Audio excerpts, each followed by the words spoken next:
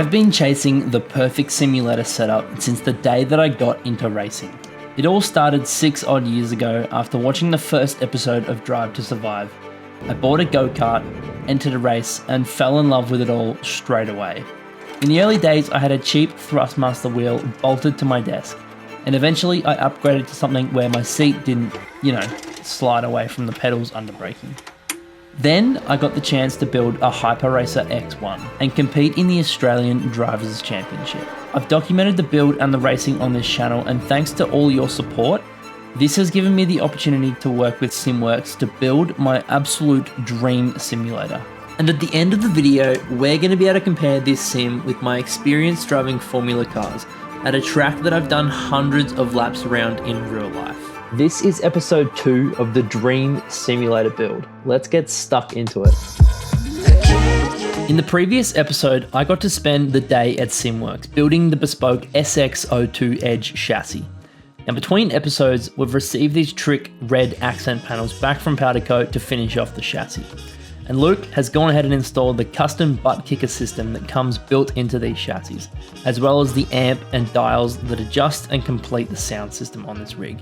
These are all the little things that I always said I was going to add to my previous rig and never got around to doing. So it's so cool that I finally have this tech on my new rig.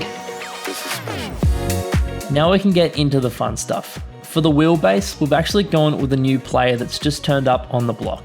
Initially, I wanted to spec this rig with the best of the best, so naturally you gravitate towards the SimiCube 2 Pro. When I learnt that there was a wheelbase that was cheaper than both the SimiCube and SimMagic bases, that offered higher encoder resolution and tailored force feedback system, developed in collaboration with OpenFF board, crafted with input from professional drivers and vehicle dynamics engineers, I was sold. Once I got this thing out of the seemingly never-ending number of boxes, we bolted her straight into a new home, as well as mounting the power supply in the custom tray that SimWorks designed for this massive power block that mount directly to the nose cone of the rig so that it's nice and tucked out of the way.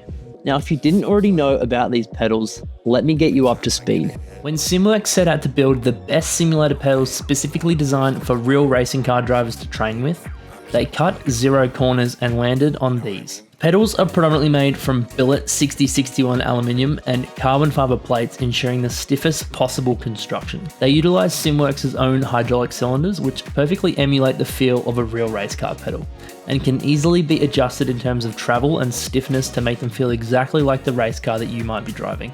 After mounting these up for the first time, I genuinely think they're the best looking set of pedals on the market right now.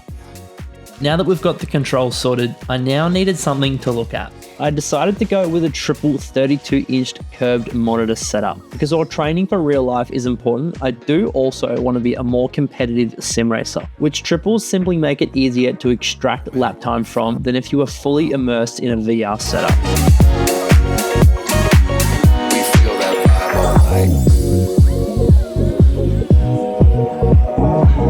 With the Vaser mounts installed on the monitors, we can go ahead and mount the monitor arms to the chassis, which then allows us to add each monitor one by one and simply use the adjustments to position each monitor so that they wrap around the seating position. And as far as assembly goes, this thing is done. Time to finish it off and get it moved into my bedroom. Alright, quick intermission while SimWorks kindly deliver my sim to my house. I've officially launched my very first merch collection, which I am incredibly excited about. So I worked super hard on the design, which you can see on the back there, which is the Hyperracer X1 illustration that I made. And I also wanted to select a blank that was super high quality so that it was something that I was really happy with in the end. So if you want to support the channel, head to formulazach.com, pick yourself up one of these t-shirts. There's a black one and a navy one, and I think you'll be really happy with them. Now, getting back to the video, it looks like SimWorks have actually delivered my sim.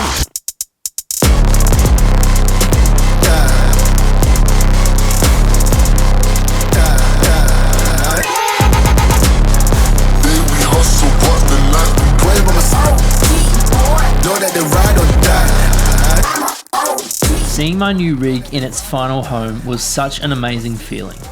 Now the last thing that I want to show you before we jump into driving is this. This rim was sent to me by a subscriber by the name of Samuel Yu, who owns a sim company called Morico. I was stunned when I saw this wheel for the first time. Then after a bit of chat on Instagram, I somehow convinced him to send me one for the video. This wheel will get its own video in the future as it's absolutely breathtaking, but you can check out the link in the description if you want to learn more. Now that we've got the rim mounted up, all of the hardware is in place for us to start setting this up. First thing to set up is the triple monitors, which is as simple as configuring NVIDIA Surround, which essentially tells Windows that these 3 monitors are actually one big ultra-wide monitor. Next, we can configure our V3 pedals, which is super simple using the SimWorks pedal configuration tool to calibrate each pedal. It's simply a matter of pressing each pedal so that it knows the start and end position. Once we've calibrated the pedals, I've installed the Conspit Link app just to make sure that the firmware on this wheelbase is up to date and that the force feedback is set up the way that I want it. Then we can get into SimHub, which is used to set up the butt kicker so that it thumps when shifting and vibrates in sync with rumble strips and curbs, giving us a little bit of feedback to really connect the sim to the driving. There's a couple of other things that you can do with the butt kicker like traction loss, but this is how I like to set up mine. Finally, we can load up some iRacing and give this thing a go.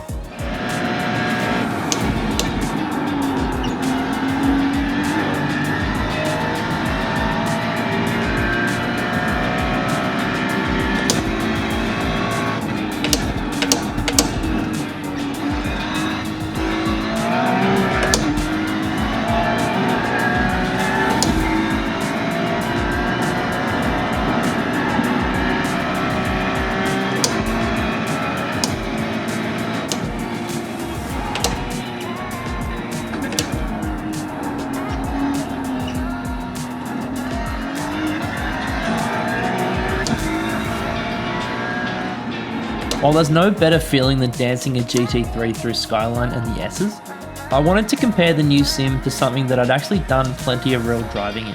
iRacing thankfully has a pretty amazing version of Winton Motor Raceway, which was the track that I got to drive my first ever Formula car, being the Hyperacer X1. Let's get stuck into that.